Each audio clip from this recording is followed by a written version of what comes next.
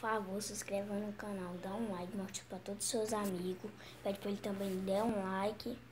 E não se esqueça de se inscrever no canal também, mostre. Por favor, também dá like em todo o meu vídeo que eu quero chegar em... Pensar aqui em 10 milhões, 10 mil likes. E também eu quero só 90 mil inscritos, por favor. Essa para ajudar o meu canal. Por favor, dá um like, se inscreve no canal. Viu?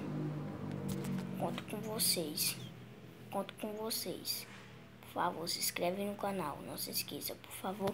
E dá um like. Mostre para todos os seus amigos. Todos que vocês têm, todos os seus amigos. Para se inscrever no canal e dar um like. Por favor, gente. Faz isso por mim. Por favor. Aí diz pra eles, viu? Se inscrever no canal. E dá um like. Que eu vou depois eu vou trazer um material de se chegar em 10 mil likes, né, num vídeo. Sabe o que eu vou fazer? Eu vou trazer minha prima aqui, que ela conhece o negócio de slime, e eu vou comprar as coisas de slime pra eu e ela fazer aqui, viu? Então, para isso, e talvez se chegar em 10 milhões de inscritos, eu disse que era 90, mas agora é 10 mil, para botar um pouquinho. Sabe o que eu vou fazer?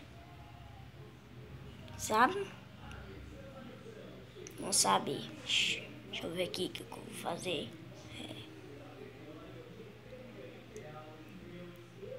Eu vou trazer aqui a minha prima, o Davi, aí nós vamos fazer coisa. Direto não fazer um vídeo bem legal, fazendo slime. Não diz que eu vou fazer slime, né? Se chegar a 10 mil likes, né? Aí vai fazer só com ela. Aí depois vai ser com o Davi e ela, vamos fazer slime e a Moia, vamos tentar. Entendeu? Dá um like no vídeo pra vocês. Dá um like só pra vocês conseguir. Entendeu? Por favor, dá um like. Eu quero chegar muito pra me chamar ela pra cá. Depois nós vamos lá pra casa dela, viu? Lá pra casa dela. E lá tem um bocado de coisa, lá tem um bocado de brinquedo. Aí depois nós vamos comprar um bocado de brinquedo. Chegar em 90 mil inscritos, né? Eu sei que vocês vão querer por causa disso.